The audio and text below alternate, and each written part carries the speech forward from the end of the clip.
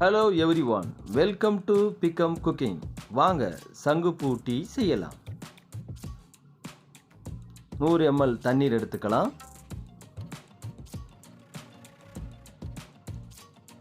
தண்ணீர் நன்றாக கொதித்தவுடன்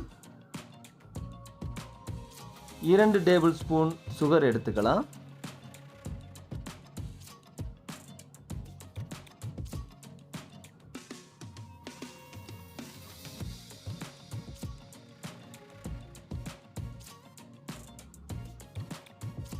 நாலு சங்குப்பூ எடுத்துக்கலாம்.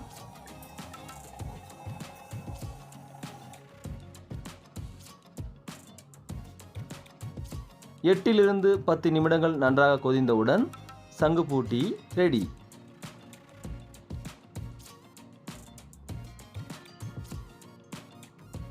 இப்போ சங்குப்பூ டீ ரெடி. வடிகட்டிய பிறகு அருந்தலாம்.